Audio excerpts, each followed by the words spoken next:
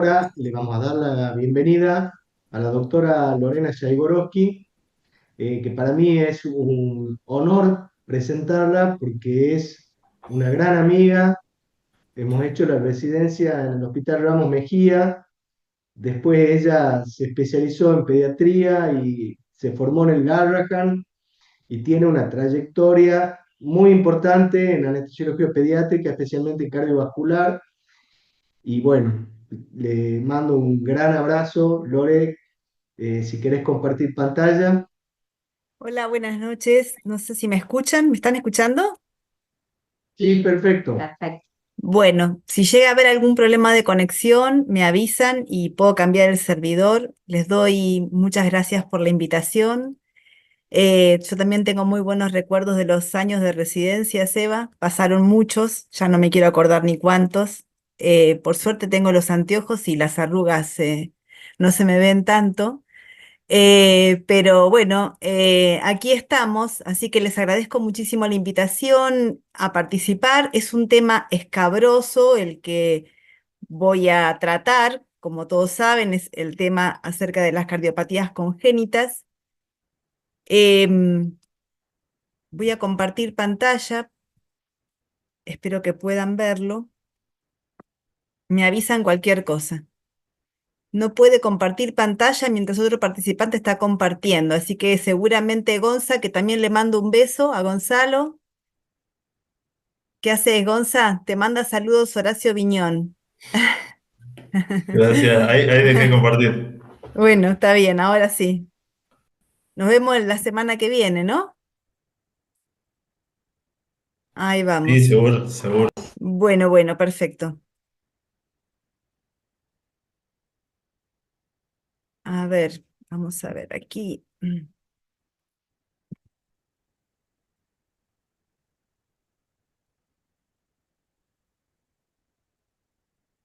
Bueno, ¿se ve? Ahí sí se ve. Perfecto, perfecto, ¿Se ve bien? Esta cosa la tengo que sacar de acá. ¿Ustedes están viendo las perfecto. fotitos acá también? ¿Sí? Ahí va. Bueno, perfecto. ¿Sí? Bárbaro. Bueno, el tema que vamos a tratar hoy es el paciente con cardiopatía que será sometido a cirugía no cardíaca. Es un tema en el que siempre tenemos muchas dudas, muchas preguntas, mucho conflicto al momento de tener que dormir pacientes. Es un tema largo y escabroso, como dije antes. Voy a aceptar que me interrumpan, que me hagan preguntas en vivo, por eso acepté dar la clase sincrónica. Me parece súper interesante que en el momento en que necesiten me hagan las preguntas y puedan estar enganchados con lo que estoy diciendo. Es necesario entender lo que se dice para poder relacionarlo con lo que uno está queriendo aprender. Em, a ver aquí, ¿qué pasa? ¿Qué pasa? Muy bien.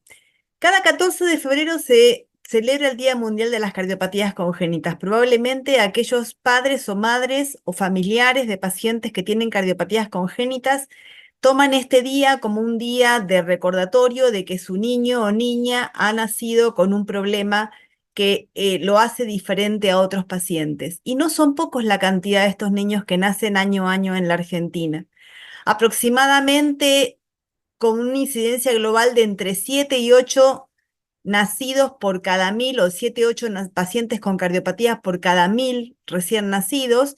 En la Argentina aproximadamente nacen 6000 recién nacidos cada año. Probablemente en estos años que ha disminuido la natalidad es menos la cantidad de niños, pero estos pacientes, con el avance de los cuidados, con el avance de la cirugía cardíaca, con el avance del cuidado perioperatorio, tanto el diagnóstico prenatal, el cuidado neonatal, cardiológico, el intervencionismo, claramente el avance en anestesiología y en circulación extracorpórea y los cuidados postoperatorios logran sobrevivir durante muchos años y ya se calcula que dentro de poco tiempo habrá más pacientes adultos con cardiopatías congénitas que niños con las mismas, porque permanecen durante más tiempo. Es así que este autor, por ejemplo, von Gartner,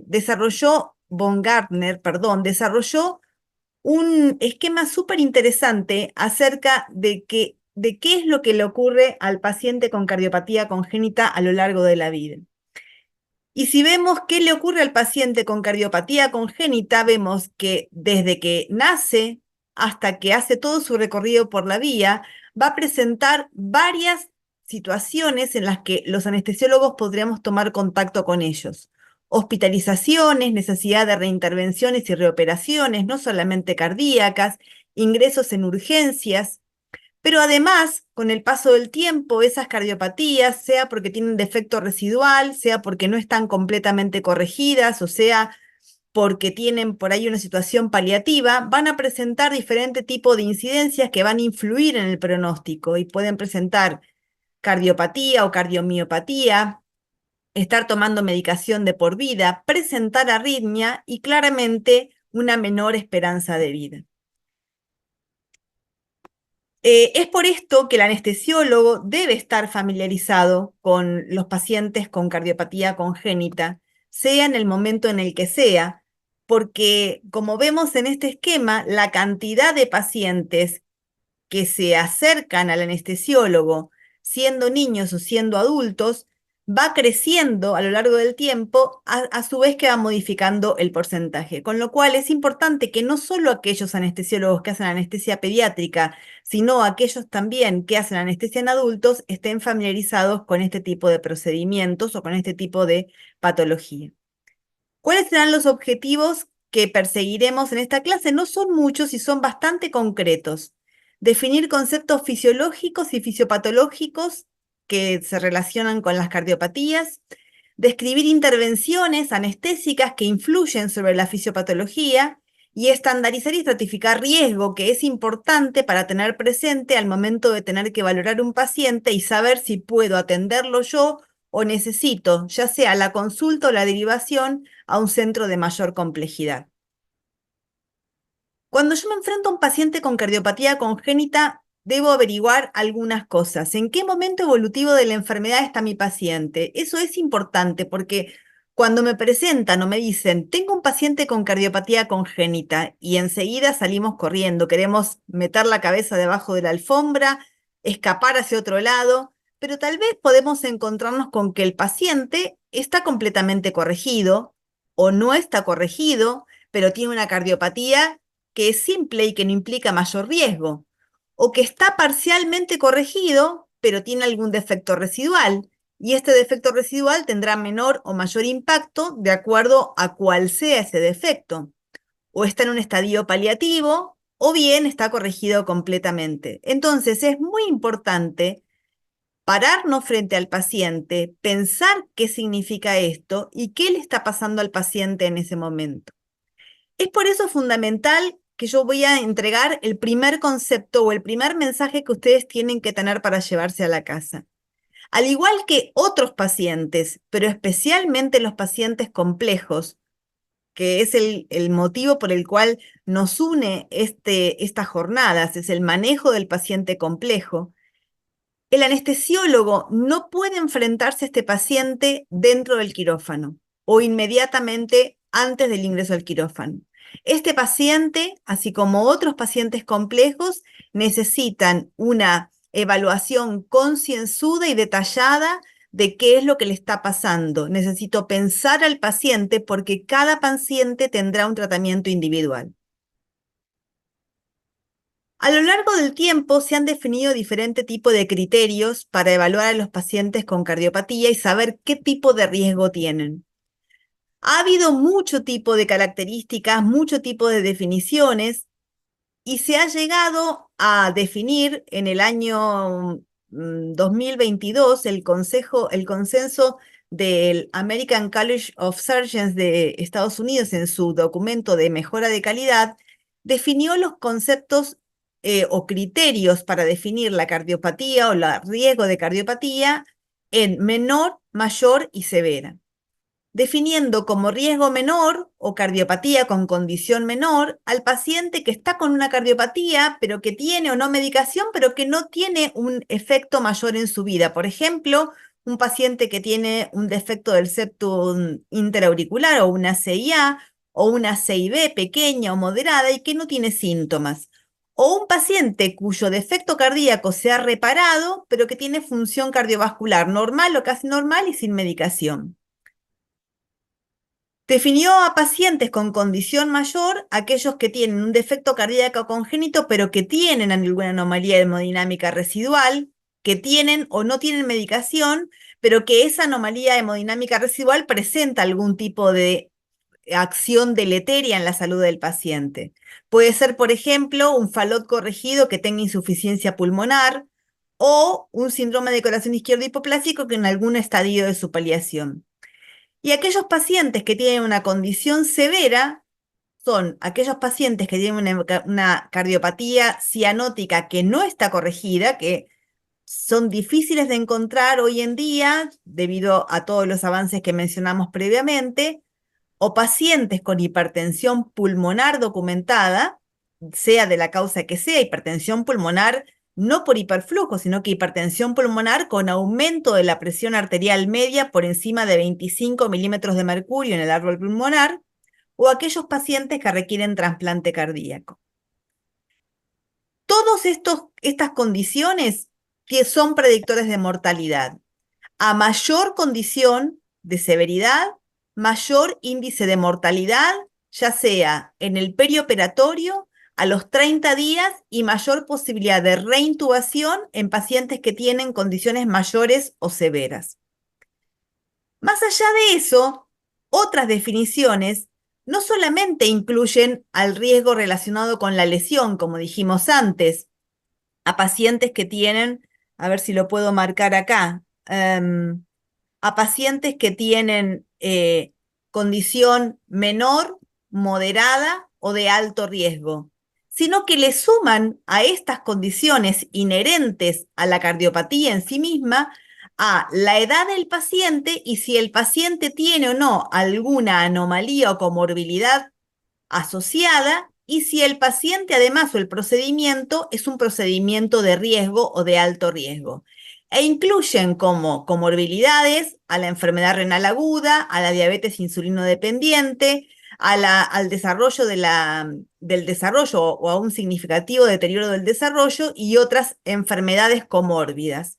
Y como cirugía grande o de urgencia, cirugías vasculares, torácicas, de la cavidad abdominal abiertas, con alto cambio de fluidos, neurocirugías o difusión espinal. Inmediatamente un paciente que tiene una lesión menor, pero que es menor de 1 año, en algunos casos menor de 2, que tiene alguna comorbilidad o que va a ser sometido a un procedimiento de alto riesgo, pasa al estadio siguiente. Y esto también define el riesgo. Es importante que tengamos en mente esto porque los pacientes, y aquí voy a verter el segundo concepto relacionado con la charla y que tienen que tener presentes al momento de evaluar pacientes con cardiopatía congénita. En el momento en que yo me enfrento a un paciente con riesgo moderado o con riesgo alto o elevado, que va a ser sometido a un procedimiento importante o grande, ese paciente tiene que ser atendido por especialistas, por médicos que entiendan de cardiopatías congénitas, tiene que ser derivado a un centro que pueda atender a pacientes con cardiopatías congénitas o bien el anestesiólogo y el grupo actuante debe tener una consulta previa para decidir qué es lo que le va a pasar al paciente y qué es lo que le van a hacer. Y el tercer concepto relacionado con esto es no tengan miedo de preguntar, no tengan miedo de preguntarme, tengo el teléfono abierto siempre, los que me conocen y me han hecho preguntas saben que en general respondo cada vez que me consultan. No tengan miedo de consultar a otros compañeros que saben del tema o no tengan miedo de referir al paciente o de relacionarlo con algún centro que esté capacitado para dar la atención. De esa forma se disminuirá enormemente la mortalidad perioperatoria de estos pacientes. Como dijimos previamente, nada sustituye a una adecuada evaluación preoperatoria y es por eso que vuelvo a reforzar el concepto de que estos pacientes deben conocerse previamente para saber qué le está pasando al paciente. Uno debe saber qué le pasó al paciente, qué cirugías tuvo, qué es lo que al paciente le está pasando en este momento, cómo está su corazón. Necesito tener un ecocardiograma, si el paciente está estable, el último ecocardiograma que se hizo en el control, que puede tener 6 meses o un año, si el paciente está estable y no presenta insuficiencia cardíaca o signos de descompensación, es suficiente para poder valorarlo. Necesito saber qué tratamientos ha recibido o recibe el paciente. Es importante conocer, por ejemplo, si el paciente estuvo intubado, si estuvo ventilado, durante cuánto tiempo estuvo ventilado, qué tipo de extubación pudo realizársele al paciente y qué tipo de procedimientos hubo que hacer para poder extubarlo, si tuvo dificultades o no, si tuvo necesidad de asistencia y de ventilación no invasiva, si tuvo algún residuo posterior a la intubación y ya van a ver por qué. Es importante saber qué medicación está tomando. En general, la mayoría de los medicamentos hay consenso en que no deben suspenderse antes de la cirugía, excepto los anticoagulantes, que claramente antes de una cirugía electiva o una cirugía urgente, no emergente, pero una cirugía electiva o urgente, los anticoagulantes deberían suspenderse o posponerse y cambiarse por otro tipo de medicación. Los inhibidores de la enzima de la convertidora, algunos autores están a favor de suspenderlos como en adultos, pero otros, la verdad es que no, nosotros no los suspendemos. La aspirina, si fuese necesario, tal vez se suspendería entre 7 y 10 días antes, pero no siempre la suspendemos previamente a los procedimientos quirúrgicos, y así es importante saber qué es lo que el paciente está recibiendo. Claramente no deben suspenderse ni los beta bloqueantes ni la medicación paliativa para mitigar los síntomas de hipertensión pulmonar. Yo debo conocer al paciente en esencia, debo saber qué saturación tiene, debo saber qué presión arterial maneja, qué frecuencia cardíaca, debo ver un electrocardiograma para saber si el paciente tiene o no tiene arritmias. Como dije, igual que en el ecocardiograma, que probablemente sea más útil para valorar el tipo de defecto y la función del corazón, en el electro voy a ver probablemente si el paciente tiene alguna cuestión relacionada con algún disturbio reciente. Si el paciente tiene estabilidad en el último tiempo, el último electrocardiograma que el paciente haya hecho en la consulta cardiológica será de utilidad y no es necesario probablemente repetir, a menos que el paciente tenga una enfermedad con obstrucción potencial de las coronarias o con obstrucción del tracto de salida del ventrículo izquierdo que puede involucrar la salida de sangre hacia las coronarias y el electro pueda decir cosas que no dijo el electro previo porque la enfermedad está progresando. Valoraré si el paciente tiene signos clínicos de insuficiencia cardíaca, si tiene más disnea que la habitual, si le cuesta alimentarse más que lo habitual, si transpira o perspira más, si está taquicárdico, si tiene ascitis o si tiene hepatomegalia, si tiene tercer ruido, si tiene rales. Es importante valorar al paciente en el contexto en el que el paciente se presenta previo a la cirugía. Y también podré valorar si el paciente tiene o no algún tipo de arritmia o trastorno asociado a la cardiopatía.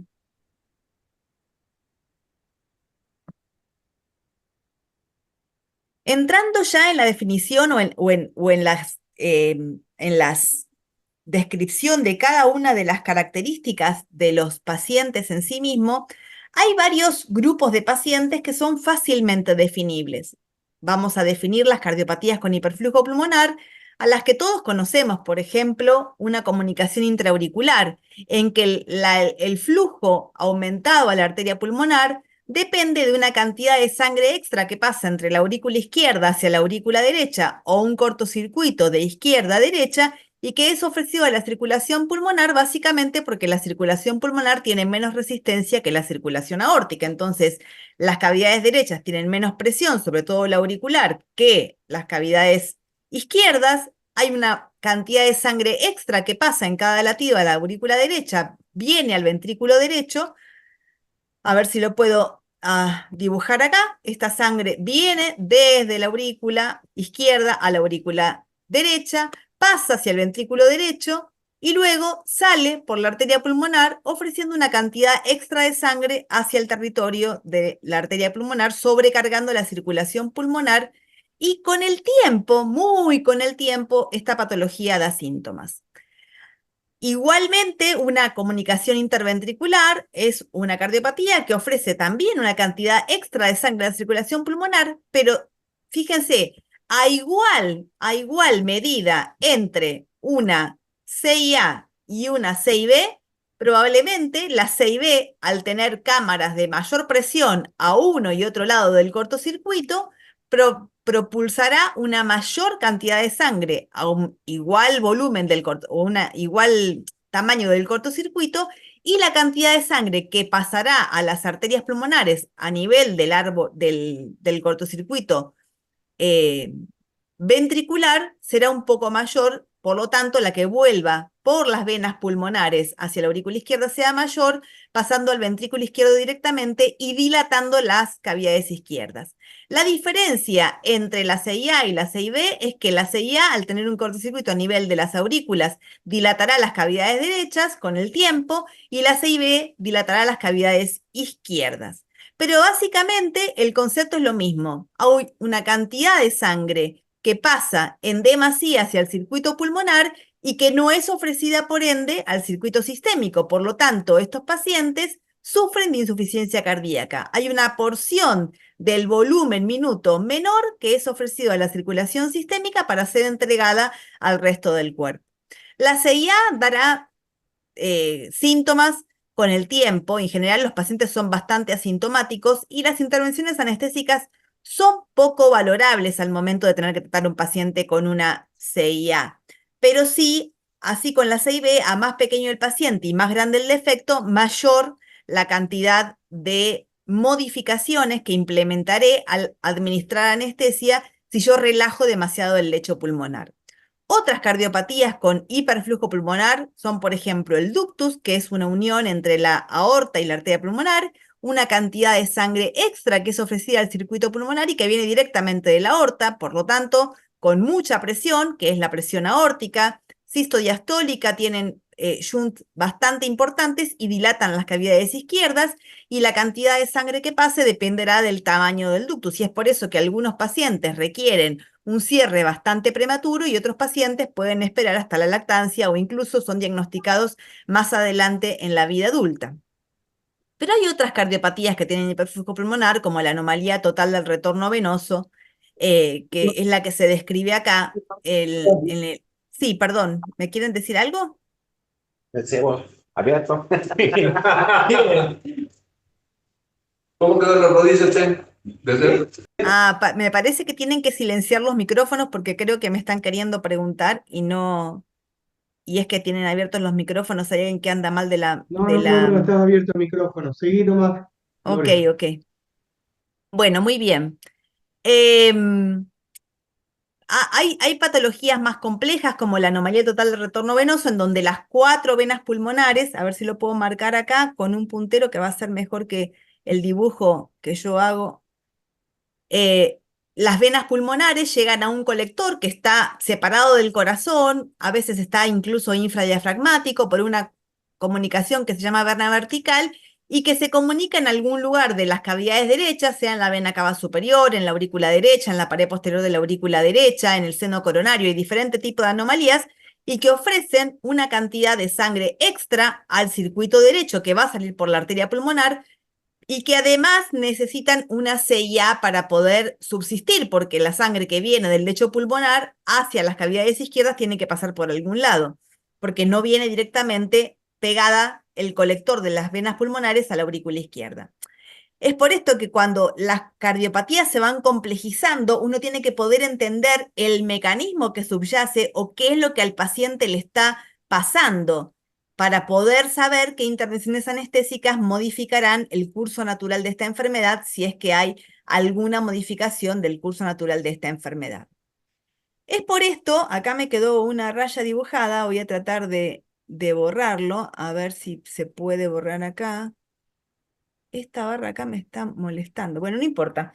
Em, es por esto que para mitigar el paso del flujo pulmonar o mitigar la cantidad de sangre que es ofrecida al lecho pulmonar, yo deberé utilizar algunas intervenciones que disminuyan la cantidad de sangre que puede aceptar el lecho pulmonar. Entonces tengo que tratar de mantener las resistencias vasculares pulmonares lo más elevadas o normales posibles y mantener resistencias vasculares sistémicas bajas.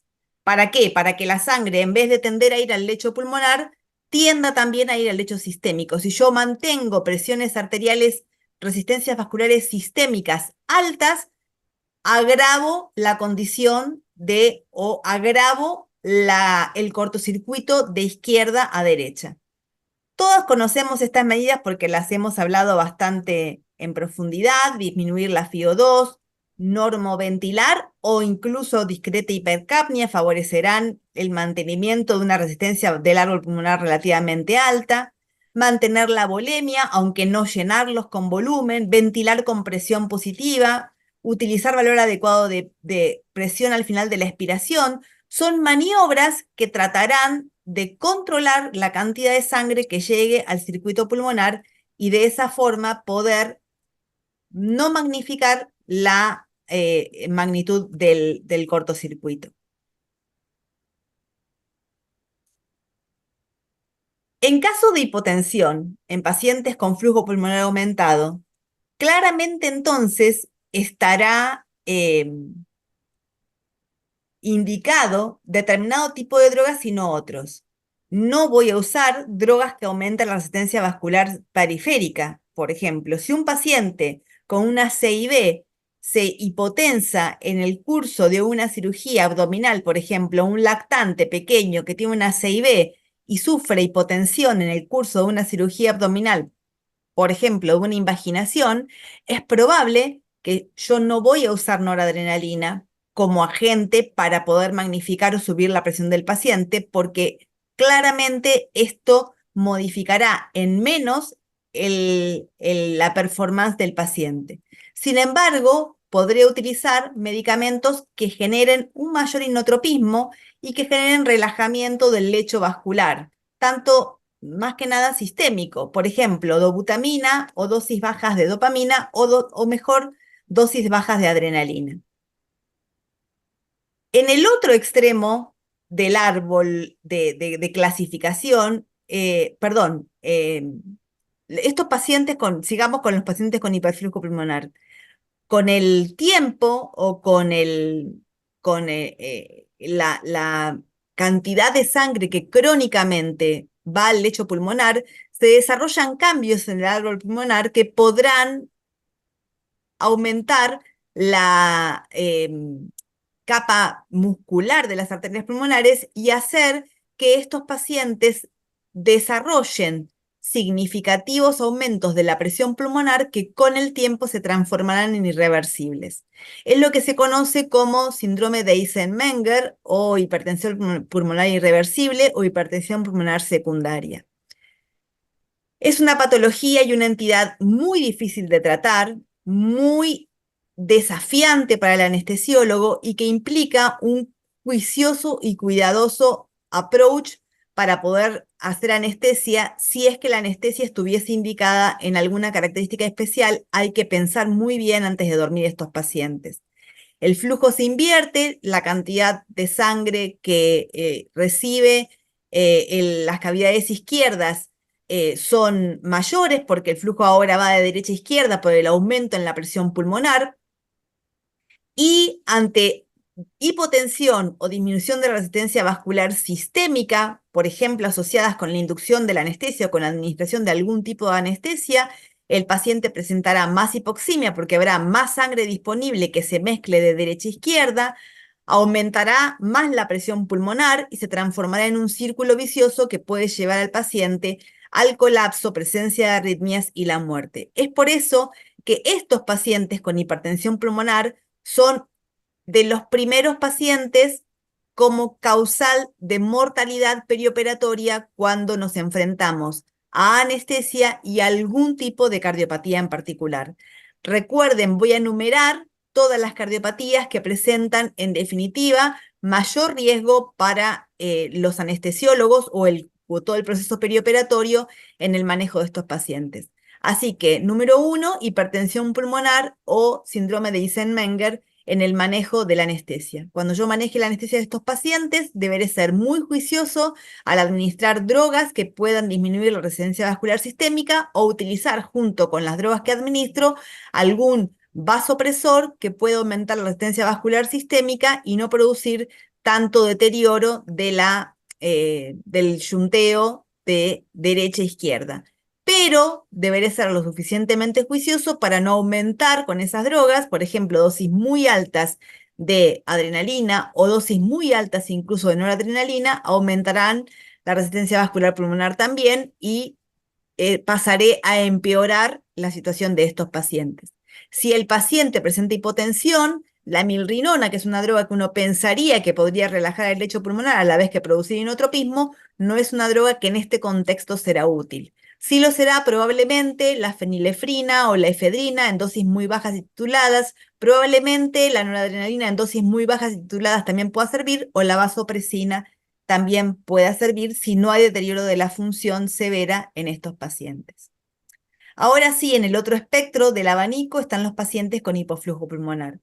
La característica típica de estos pacientes o la patología típica que describe estos pacientes es la tetralogía de Fallot, que se caracteriza por varias situaciones. La primera es una CIB, la aorta dextropuesta, cabalgando el defecto, cabalgando la CIB, una hipertrofia de todas las paredes del ventrículo derecho, especialmente del tracto de salida, y una contracción dinámica de este tracto de salida con cada contracción ventricular, que harán que lo que suceda es que el flujo pulmonar se encuentre disminuido, que haya una cantidad de sangre que en cada latido, como no puede pasar hacia el pulmonar, pase hacia el ventrículo izquierdo procedente del ventrículo derecho, y que produzca un grado variable de hipoxemia en estos pacientes.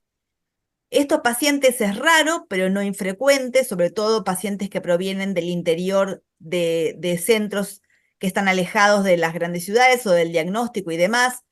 Pueden presentarse pacientes con este tipo de patologías no corregidas, y si llegara a tener un paciente con hipoxemia relacionada con alguna patología con hipoflujo pulmonar parecido o a un Fallot o en el mismo tipo de cardiopatía, yo deberé aumentar la FiO2 para tratar de mantener el flujo sanguíneo pulmonar y relajar el lecho pulmonar lo más que pueda, normoventilar o discreta hiperventilación para producir una cantidad de dióxido de carbono que me permita relajar el lecho pulmonar, como dice en el tercer párrafo, mantener la volemia, ya que la hipertrofia de las cavidades derechas hace que estos ventrículos funcionen con volumen y puedan generar un poco más de distensibilidad para poder contraerse y entregar más cantidad de sangre en cada latido.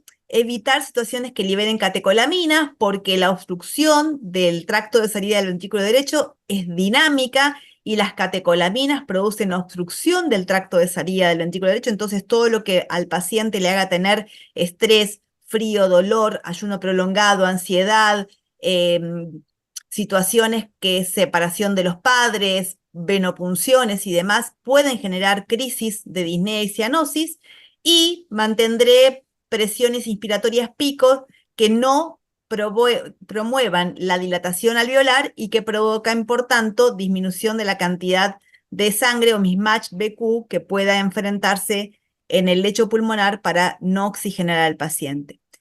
La situación más temida es esta, que pasemos de una saturación normal o casi normal o de alrededor de 90 a 70 con inestabilidad hemodinámica o menos y bajando, y en este caso estaremos ante la presencia de una crisis de disnea, en donde trataremos de utilizar estas medidas en conjunto para tratar de mitigar lo que al paciente le está pasando. Y si estas medidas no resultaran necesarias o no resultaran suficientes, la droga de elección para utilizar con estos pacientes, yo no veo si está, se ve la palabra que dice en el recuadro, porque yo no la veo por el cuadro este que tengo acá abajo. Sí, se ¿Hay ve, algún... Ok, Sí, ¿hay se ve, Lore. perfecto. ¿Hay alguna forma que yo pueda hacer para sacar este cuadro que tengo aquí abajo o no hay alguna forma? ¿Alguien sabe? Así yo puedo ver lo que está pasando en la imagen. lateralizar. No Pero un sabemos. Bueno, momentito, ¿cómo hace? Sí, bueno, pantalla completa. Tenés que poner la pantalla completa. Tengo que poner O, pantalla completa. Ah, bueno, no importa. Vamos a seguir porque voy a perder tiempo con esto y no quiero perder tiempo.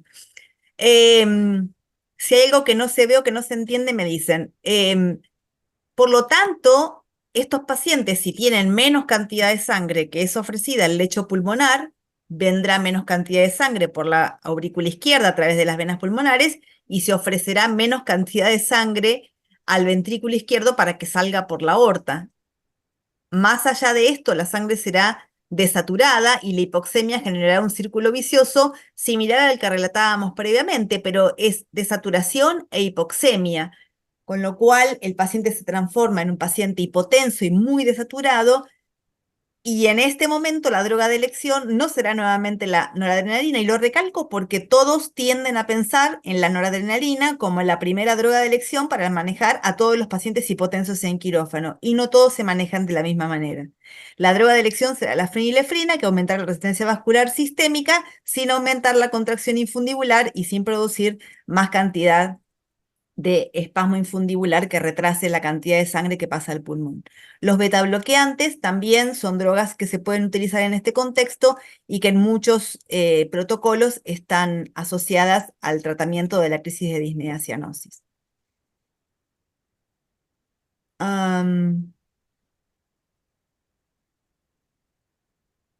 Las cardiopatías con cianosis crónica pueden ser el falot, puede ser la atresia pulmonar, pueden ser cardiopatías univentriculares o parcialmente corregidas o cardiopatías con residuos en donde los pacientes tienen cianosis crónica, producen diferentes cambios en el paciente que también lo ponen como un paciente de riesgo para el momento de recibir anestesia. Estos pacientes tienen en general policitemia debido a su cianosis e hipoxemia, reserva de oxígeno limitada, porque esa hemoglobina en aumento no es una hemoglobina que sea muy afín a liberar el oxígeno, es una hemoglobina que tiene su curva corrida bastante a la izquierda. La viscosidad sanguínea está aumentada, entonces también es difícil que la sangre llegue a donde tiene que llegar, por lo tanto la reserva está limitada. Son pacientes que pueden tener arritmias o que son propensos a tener arritmias, trastornos de la coagulación, trombosis, riesgo alto de stroke.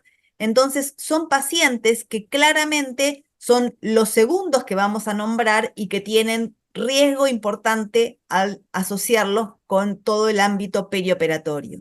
Recordemos, los primeros que nombramos son los pacientes con hipertensión pulmonar y los segundos son los pacientes que tienen mucho tiempo de cianosis y que tienen o pueden tener todo este tipo de situaciones que pueden desmejorar el estado del paciente. Por tanto, conocer y optimizar el estado previo del paciente, por ejemplo, administrando fluidos para tratar de disminuir la cantidad, de disminuir la policitemia o de mejorar la reología sanguínea o de disminuir la viscosidad sanguínea, saber bien el perfil de la coagulación del paciente, tratar de evitar la trombosis y demás, son importantes al momento de que el paciente se pueda someter a diferentes tipos de procedimientos. Vimos los pacientes que están en un lado y los pacientes que están en otro lado del espectro, pero en el medio hay muchos pacientes que ya sea acianóticos o cianóticos presentan diferente tipo de lesiones que pueden presentarse al momento de evaluar al paciente. Por ejemplo, fíjense que hay pacientes que tienen cianosis pero que a su vez tienen flujo pulmonar aumentado.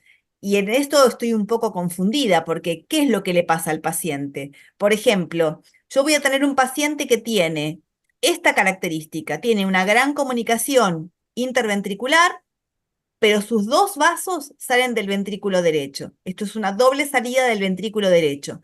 En muchos casos, esta doble salida del ventrículo derecho se asocia con estenosis pulmonar. O sea, el paciente tiene una CIB y tiene los dos vasos saliendo del ventrículo derecho, con lo cual toda la sangre podrá salir en igual medida de un lado que de otro de la circulación, pero a veces tienen estenosis pulmonar.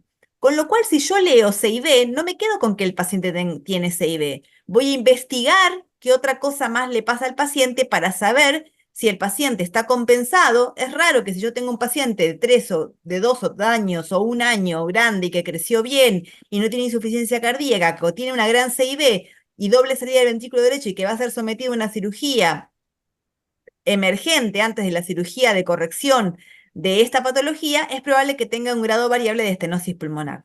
Es por eso que es importante no quedarse con lo que dicen los títulos que describen los cardiólogos, sino valorar en conjunto al paciente. Yo sé que no es fácil y es por eso que tienen que consultar con profesionales que tengan conocimiento y que evalúen este tipo de pacientes todos los días.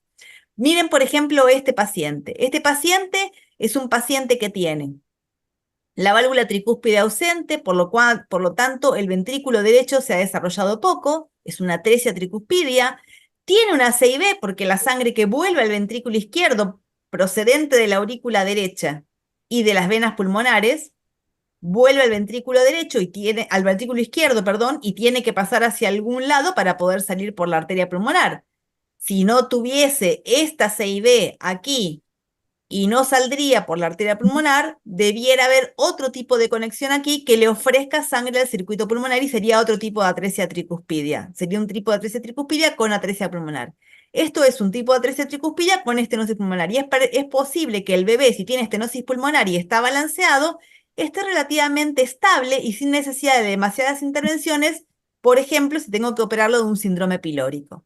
Pero es importante que ustedes cuando evalúen a este paciente no se queden con que el paciente tiene una CIA y tiene una CIB, porque el paciente no va a sufrir de hiperflujo pulmonar. El paciente tiene una CIA que es necesaria, tiene una CIB que también es necesaria, y el flujo pulmonar estará limitado porque tiene, por ejemplo, estenosis pulmonar. Hay que poder conocer al paciente en el contexto y en el conjunto. Es difícil, cada paciente es diferente a otro, cardiopatía es diferente a otro, y cada paciente necesita una pormenorización adecuada de qué es lo que le está pasando y qué es lo que va a salir. Vayamos ahora, estoy bastante mal de tiempo, a las patologías que tienen circulación dependiente del ductus.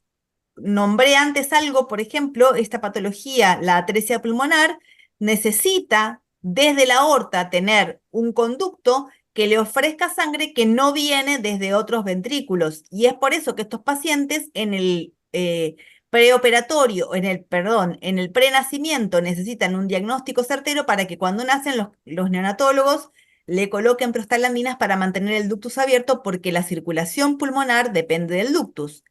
Por otro lado, tenemos otros pacientes con circulación ductus dependiente que estarán en el otro espectro del abanico y que serán los pacientes con atresia mitral o atresia aórtica o hipoplasia aórtica o síndrome de corazón izquierdo hipoplásico, en donde el ductus es sumamente importante y la vida del paciente depende del mismo, ya que la sangre que viene del árbol pulmonar irá a la aorta tanto hacia distal como hacia proximal, muy importante porque la circulación coronaria depende de la circulación pulmonar. Con lo cual, si en estos pacientes yo, por ejemplo, relajo en demasía el árbol pulmonar con oxígeno o hiperventilación, puedo producir robo o voy a producir robo desde el circuito pulmonar y voy a robar sangre al flujo coronario. Estos pacientes hacen arritmia o disminuyen el flujo coronario, se infartan y fallecen si el balance entre lo que es QP-QS o flujo sistémico o pulmonar y flujo sistémico es diferente a 1:1. Los ventrículos únicos tienen diferente tipo de estadios de paliación y vamos a tomar el paciente con hipoplasia del ventrículo izquierdo con síndrome de corazón izquierdo hipoplásico para describir más o menos lo que se le hace a un paciente con esta cardiopatía, para que más o menos vean el recorrido y puedan entender de qué se trata.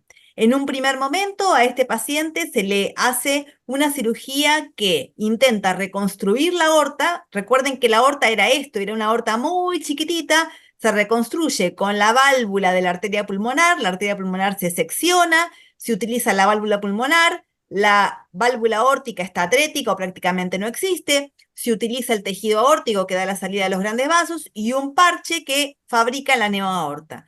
Esto se llama corrección a lo Norwood o cirugía de Norwood. A su vez, hay muchos grupos que utilizan la técnica de Sano para darle flujo a la arteria pulmonar a través de un conducto que se coloca entre el ventrículo derecho y la arteria pulmonar. Entonces, la arteria pulmonar y la aorta son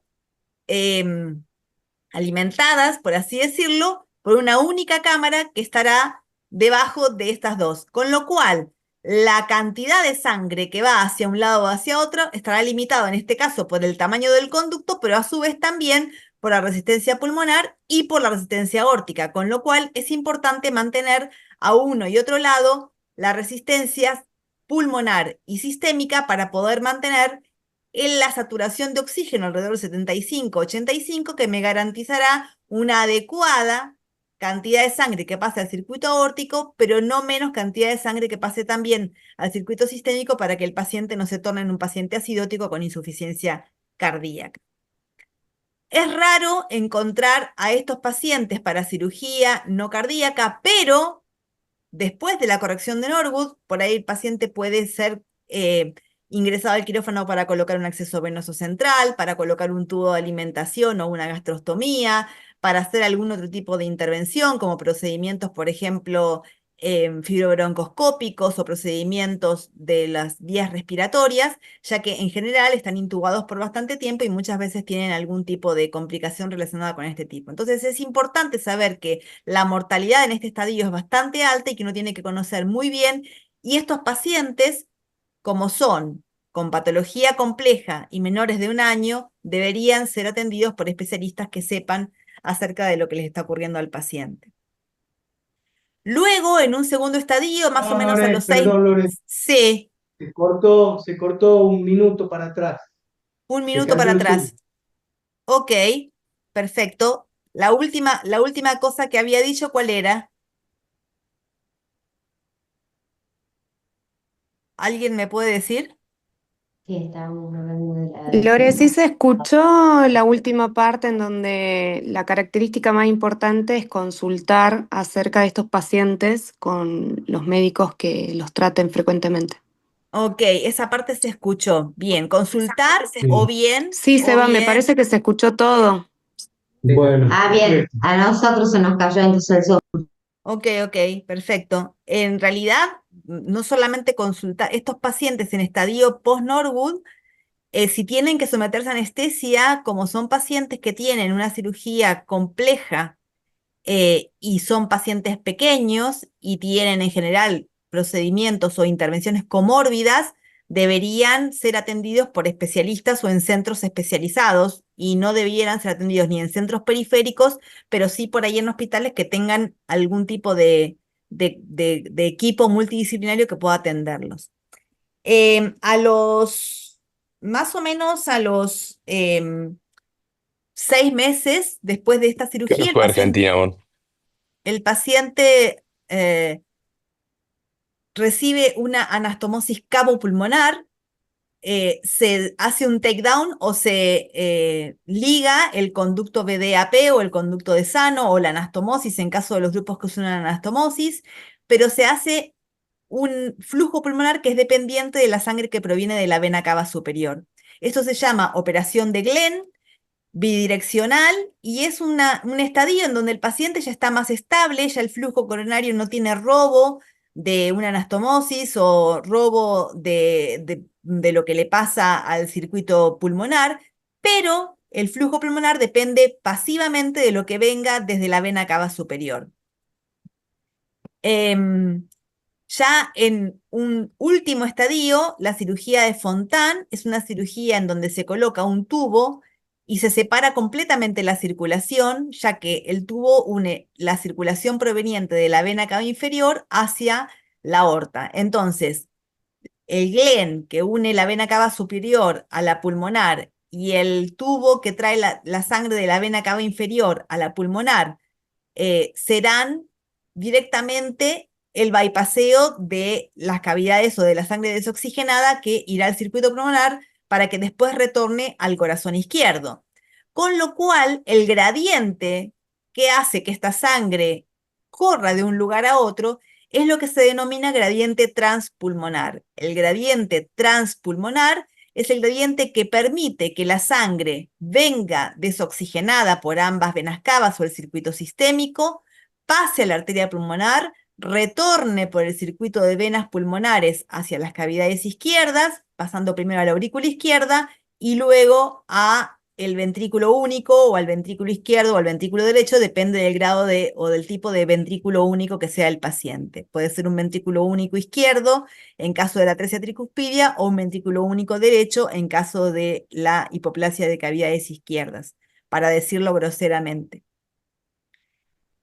Si el ventrículo único tiene disfunción en grado variable y aumenta la presión de fin de diástole en la aurícula única, o si existe insuficiencia de la válvula AB, que hace que el aumento de la presión de fin de diástole también sea evidente, o si existen arritmias en donde la aurícula cada vez que se contrae encuentra a la válvula AB única cerrada, todo eso será indicativo de que el gradiente transpulmonar se verá deteriorado y de que la cantidad de sangre que tiene que pasar desde el fontano, desde todo el circuito o la anastomosis cavo-pulmonar total hacia el árbol pulmonar se verá disminuida y este circuito no funciona adecuadamente. Estos pacientes representan pacientes en donde debe existir un equilibrio muy, pero muy, pero muy delicado en todas estas situaciones que estamos diciendo y en donde yo debo necesariamente mantener la volemia, porque la volemia es extremadamente importante para mantener la cantidad de sangre que retorne desde el circuito venoso hacia el árbol pulmonar. Debo mantener discreta hipoventilación, no está mal esta diapositiva, no es hiperventilación, sino es discreta hipoventilación con CO2 para el caso del Glenn. Si yo mantengo CO2 de alrededor de 45-50, dilato el lecho vascular cerebral y la sangre que retorna al Glenn por la vena cava superior es la sangre que viene del cerebro, con lo cual a mayor cantidad de sangre que va hacia el cerebro, mayor cantidad de sangre que vuelve por el Glenn para ser oxigenada. Con lo cual, cuando ustedes tengan un Glenn que está con un grado variable de hipoxemia y que sospecho que el flujo pulmonar está limitado, en vez de hiperventilarlo, lo que yo tengo que hacer es aumentar la FiO2 y tratar de mantener la CO2 alrededor de 45 o 50 milímetros de mercurio para tratar de relajar el lecho vascular cerebral. La ventilación espontánea siempre que sea posible es mandatoria y evitar situaciones que liberen catecolaminas también son mandatorias porque todo lo que libere catecolaminas aumenta la resistencia vascular pulmonar. Si tengo que ventilar al paciente con presión positiva, trataré de que la presión media en la vía aérea sea lo más bajo posible, con tiempos inspiratorios lo más cortos posibles, presiones inspiratorias pico-bajas y al final de la expiración que mantengan el pulmón abierto, pero que no sean lo suficientemente elevadas como para distender los alvéolos y disminuir el flujo pulmonar. En el paciente con Fontan es más o menos lo mismo, mantengo la volemia, ventilación espontánea siempre que sea posible. En este paciente sí, normoventilar y evitar atelectasias, utilizar adecuados parámetros del setting ventilatorio en caso de que tenga que ventilar a presión positiva. Una ligera venoconstricción para ayudar a la volemia puede ser suficiente, sobre todo en pacientes adultos en donde las drogas anestésicas producen un grado variable de dilatación del lecho venoso, no tanto en pediátricos, pero sí más en adultos, con lo cual unas dosis pequeñas de noradrenalina puede ser que me ayuden a aumentar la sangre que está en el lecho venoso y un grado variable de, si tengo arritmias o disfunción ventricular, tendré que tratarlas para poder hacer que el paciente tenga mejor performance. Este es el número 3 de patologías en donde yo necesitaré sí o sí tener muy presente que el riesgo para recibir anestesia es bastante alto. Por otro lado, el número 4 son las patologías obstructivas y la estenosis supravalvular aórtica, que se presenta en pacientes con síndrome de Williams, por ejemplo, es un estandarte en estos pacientes en donde las intervenciones anestésicas tenderán a destruir un equilibrio en donde necesito estabilidad hemodinámica, que el consumo de oxígeno sea bajo y que la entrega sea muy alta, con lo cual tendré que evitar la taquicardia, tendré que evitar disminuciones de la resistencia vascular sistémica para que el flujo coronario sea el adecuado y tendré que evitar disminuciones de la de la entrega de oxígeno a través de las coronarias. Para esto, el paciente tiene que ser programado, si es posible, primer horario de la mañana, el ayuno tiene que ser adecuado. Cuando digo adecuado, es el ayuno que tienen que recibir todos los pacientes que son dependientes de la bulimia, pero más estos pacientes que deshidratándose y estando ansiosos pueden estar con algún tipo de deterioro en su función hemodinámica, deben ser muy, muy, muy juiciosos y meticulosos al tema de indicar ayuno. Deben tomar líquidos hasta 1 hora antes del procedimiento. Debe alentarse de que estos pacientes tomen líquidos. Colocar una vía a estos pacientes previo a un procedimiento quirúrgico puede ser que el paciente tenga alguna situación desagradable al momento que se le está colocando la vía, por aumento de la frecuencia cardíaca, aumento de la ansiedad, dolor, taquicardia, aumento del consumo de oxígeno y todo lo que sabemos. Monitorear estos pacientes, darles ansiólisis siempre que se pueda para poder inducir la anestesia. La anestesia no se podrá inducir con agentes inhalatorios. La inducción inhalatoria en estos pacientes será catastrófica, la disminución de la resistencia vascular sistémica y el aumento de la frecuencia cardíaca y la depresión miocárdica que producen, si bien estos pacientes tienen aumento de la performance en general tienen algo de hipertrofia miocárdica, la disminución de la resistencia vascular sistémica hará que el flujo coronario caiga, el paciente se fibrile y pueda pararse en el uso de la inducción inhalatoria tal y como se conoce. Por tanto, uno debe elegir juiciosamente qué drogas va a utilizar y, si es necesario, cuando tenga una vía venosa, utilizar vasopresores, pero vasopresores que no produzcan aumento del estímulo miocárdico, aumento de la frecuencia cardíaca. Con lo cual, la fenilefrina, por ejemplo, es una droga que es importante para tener presente en el uso de estos pacientes. Por último, los pacientes que también producen algo de deterioro al momento de recibir anestesia son pacientes que tienen cardiomiopatía, en donde nosotros aquí, por ejemplo, el anestesiólogo que hace anestesia de adultos está más familiarizado, no necesariamente tiene que ver, o sí tiene que ver con una cardiopatía en sí misma, o puede ser el resultado final de una cardiopatía que ha tenido, por ejemplo, residuo en las válvulas y que ha producido una dilatación de las cavidades, pero ya el anestesiólogo que se enfrenta a estos pacientes tiene más claro qué es lo que tiene que hacer, tratar de mantener la estabilidad hemodinámica, disminuir el consumo de oxígeno, utilizar frecuentemente inotrópicos al momento de tener que administrar anestesia, y la inducción de la anestesia, así como el mantenimiento, deberán ser basadas tal vez en agentes que no produzcan cambios hemodinámicos importantes y con relajación neuromuscular de tal forma de disminuir las dosis que mantienen al paciente con estabilidad hemodinámica. Por último, quiero compartirles, yo les voy a dejar en el Classroom una serie de artículos que utilicé para preparar esta charla, pero hay muchos artículos, está plagado de artículos que ustedes pueden leer acerca del manejo de cardiopatías en pacientes con cardiopatías para cirugía no cardíaca. Me pareció súper interesante este artículo en donde ellos relatan los errores más frecuentes que tienen los anestesiólogos al momento de tener que abordar pacientes con cardiopatías para cirugías no cardíacas. Y lo distribuyen en una iconografía súper interesante y dicen que los problemas más importantes vienen de 5 errores que uno comete habitualmente. El primero es que falla la comunicación, la falla de la comunicación, y esto es falla en que uno no conoció al paciente, no lo charló con el equipo, no supo qué magnitud de riesgo tenía el paciente y lo conversó con el cirujano, lo conversó con quien indicó la cirugía, o lo conversó con la familia del paciente, con los terapistas que lo van a recibir o con la gente que va a recibir al paciente en el postoperatorio. Una serie de situaciones que hacen que la cantidad de riesgo aumente significativamente cuando uno no sabe muy bien dónde está parado y por tanto no sabe cómo comunicar lo que piensa del paciente. Muchas veces el anestesiólogo es el primero que se da cuenta del riesgo que ese paciente tiene.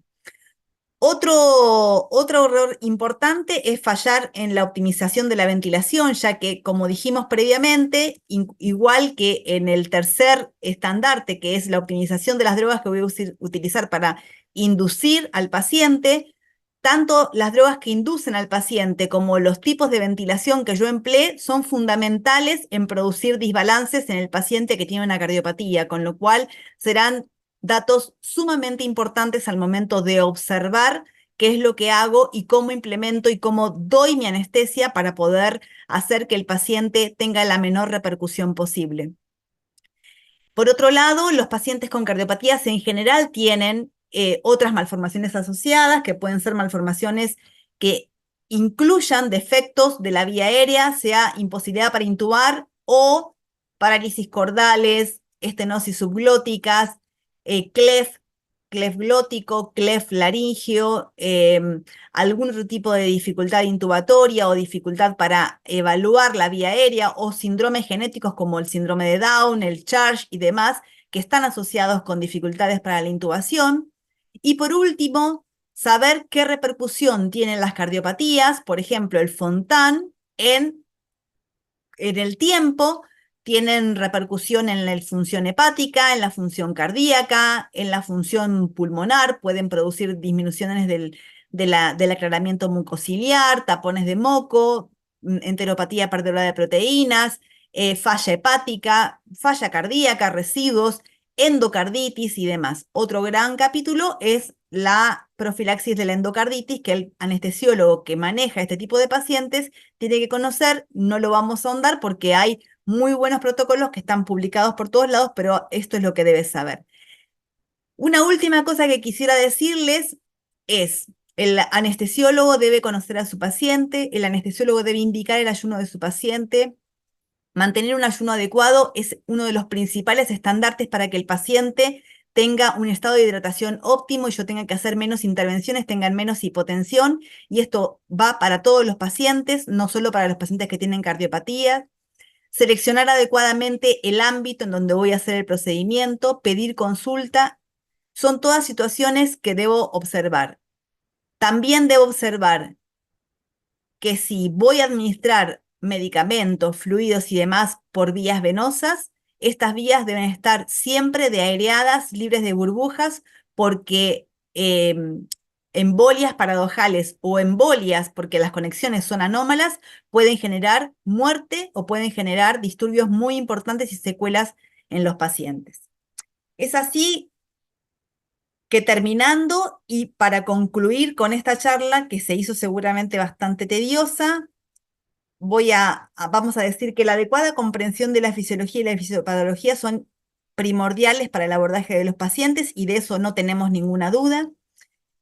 Que el riesgo está relacionado más con la respuesta fisiológica a los agentes anestésicos y a la ventilación mecánica que a la patología per se o a la cirugía a la que va a ser sometido el paciente, que clara y definitivamente presentan mayor riesgo aquellos pacientes que presentan fisiología univentricular, hipertensión pulmonar, lesiones con anatomía compleja, cianosis o cardiomiopatía, y que el abordaje multidisciplinario es primordial para optimizar el cuidado, reducir complicaciones y mejorar el pronóstico. En estos tiempos en la que la comunicación es tan difícil, en la que los insultos y los agravios están tan a pedir de boca, y en la que la comprensión entre los pueblos y las personas está tan dañada, les dejo este gracias en varios idiomas para que puedan sentirse que realmente les estoy agradeciendo por la atención que me han prestado en esta charla. Espectacular, Lore. Muchísimas gracias. Hay preguntas en el chat y bueno, y todos pueden abrir el micrófono y preguntar. A ver, voy Te a tratar de leo, ver el... Dale. Léeme las preguntas del chat. Lorena, ¿qué drogas vía oral utilizarías y cuáles no como premedicación para mantener la estabilidad, mejorar la performance o disminuir la ansiedad antes del quirófano? ¿Y cuál quizá estaría contraindicada? Relajante. Contraindicada, ¿Y qué- contraindicada como droga única, ninguna. Sí están contraindicadas las combinaciones, por ejemplo, de benzodiazepinas y opioides en pacientes en donde yo no quiero reducir la resistencia vascular sistémica. Pero las benzodiazepinas solas pueden estar indicadas por vía oral para poder administrar en pacientes en los que yo necesito disminuir la ansiedad o necesito hacer una separación tranquila de los padres o necesito que el paciente entre tranquilo al quirófano.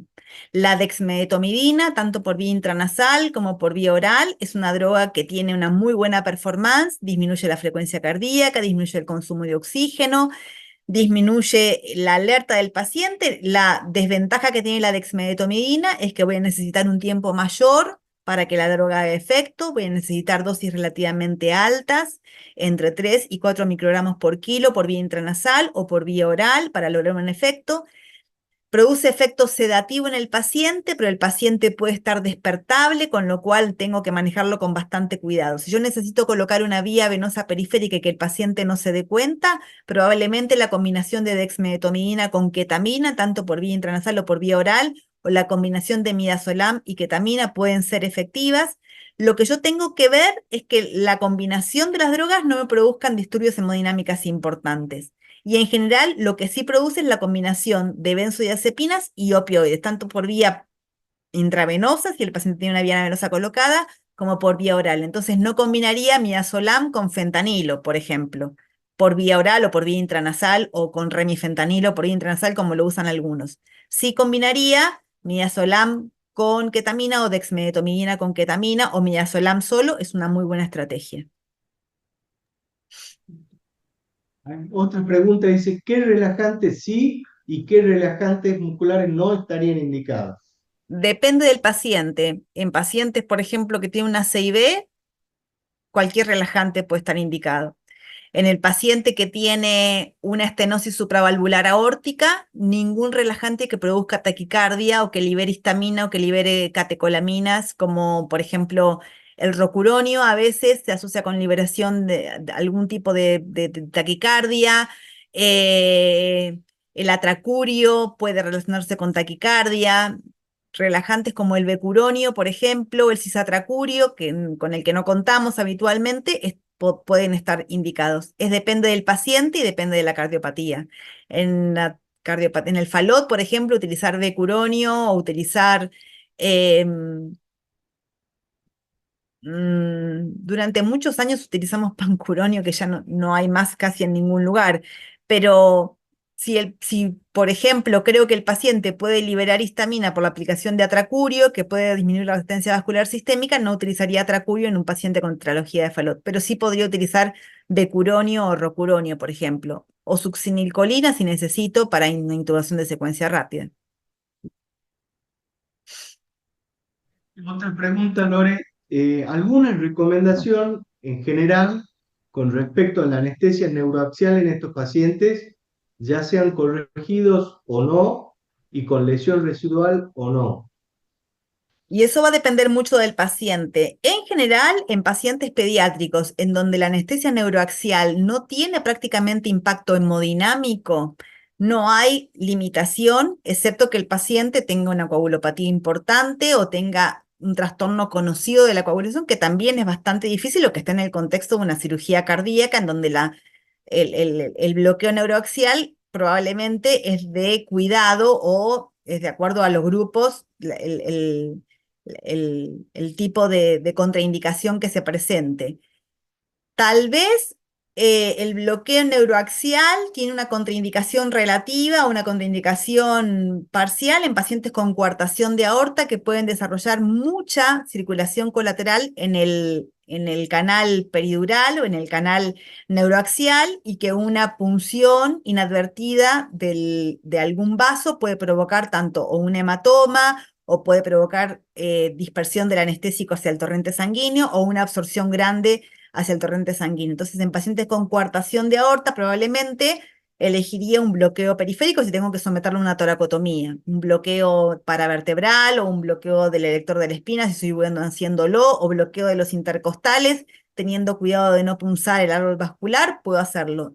Pero el bloqueo neuroaxial estaría un poco más limitado. No así, por ahí, una anestesia espinal en un paciente con coartación de aorta, excepto que el paciente sea un adulto con coartación de aorta y que sea un hipertenso crónico y que la hipotensión a la que pueda someterse puede producir daño miocárdico por hipotensión y disminución del flujo coronario. Entonces, en este paciente, o sea, hay que considerar cada paciente particular, pero en general, los bloqueos neuroaxiales no están contraindicados en pacientes con cardiopatía corregida o no, excepto algún paciente particular.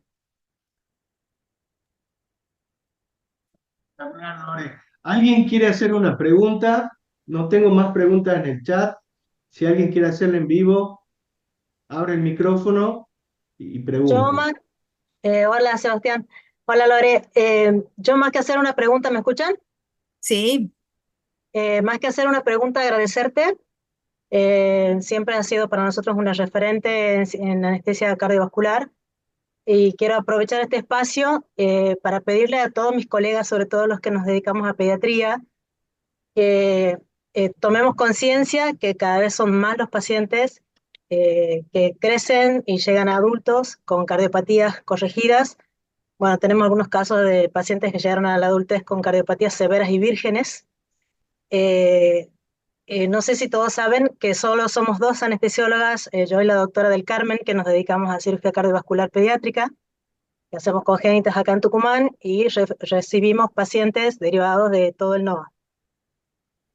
Solicitar que tomen conciencia de que somos muy pocas, solo dos, con Susana, que a veces también nos acompaña en nuestras licencias, nos cubre nuestras licencias.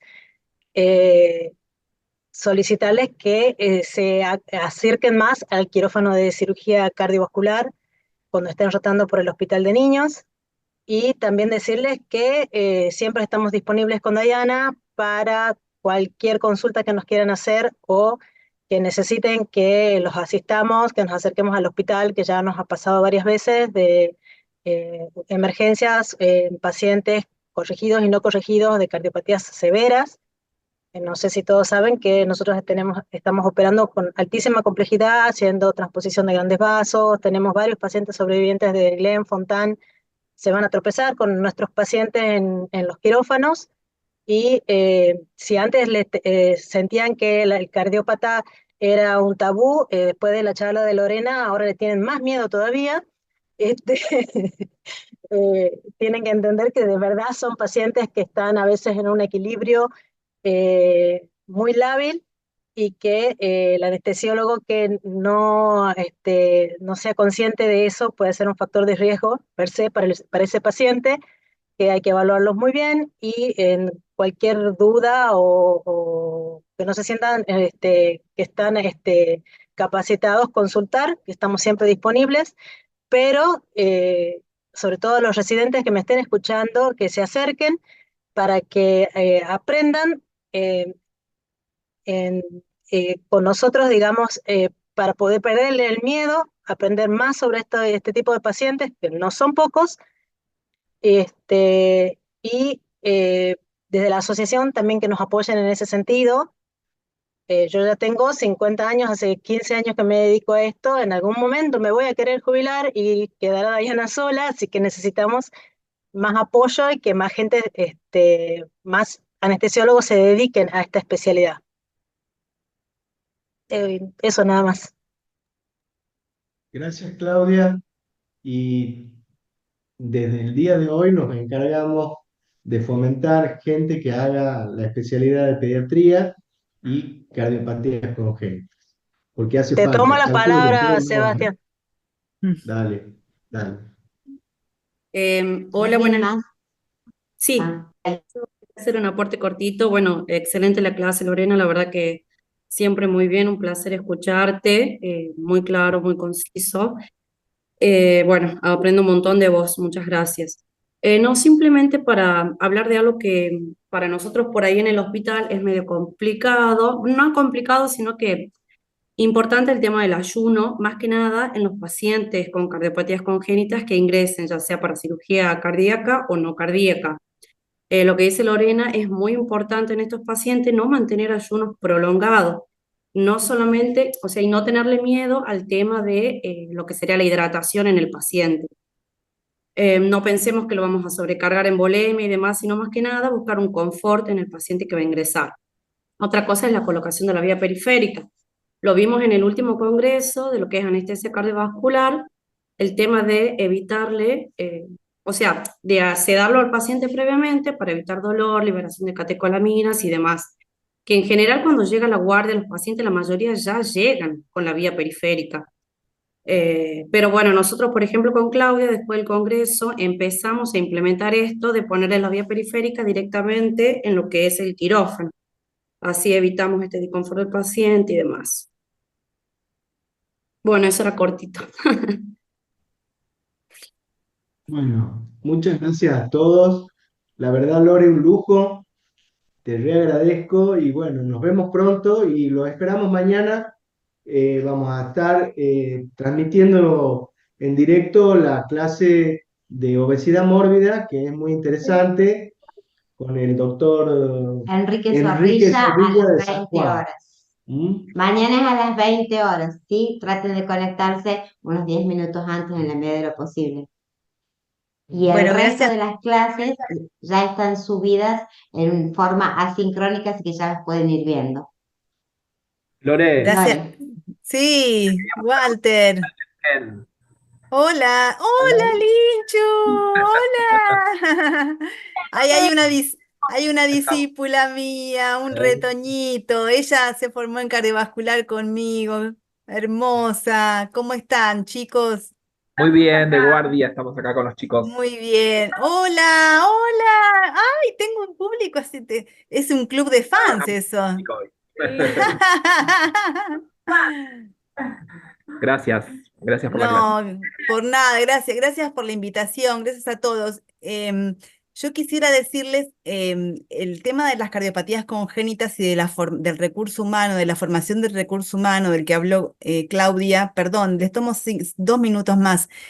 Es un tema complejo, no solamente en Argentina, es un tema complejo en el mundo. El recurso humano es cada vez menos en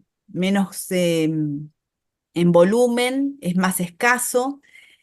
Hay pocos lugares de formación. La formación es bastante difícil porque se necesita un periodo de formación bastante extenso para que el anestesiólogo adquiera herramientas básicas en el manejo. Yo tengo 25 años o más de hacer cardiopatías congénitas y sigo aprendiendo todos los días con mis pacientes, con mis rotantes, con la gente que me acompaña, sigo aprendiendo todos los días. Entonces, es una especialidad que nunca termina de consolidarse porque cada paciente es un ser único e irrepetible, no solamente por su cardiopatía, sino por su eh, background, por lo que lo rodea, porque es un ser social también. Entonces es muy difícil tratar de emparejar todas las aristas que rodean este tipo de pacientes. Es difícil. En el Hospital Garrahan hay una beca de especialización que tiene un cupo anual para formación y yo acepto rotantes en la parte privada para poder venir a formarse y si bien la formación no es la misma que en el hospital, porque el volumen en la parte privada, sobre todo después de que los índices de natalidad han disminuido bastante, se ha reducido bastante también la cantidad de cirugías. Eh, Creo que es importante que las personas que se formen concienzudamente, se formen con un par, con alguien que los pueda contener, alguien que los pueda guiar. No es hacer 2 meses cardiopatías congénitas o hacer una rotación por pediatría y salir a hacer cardiopatías congénitas. Es bastante más complejo que eso.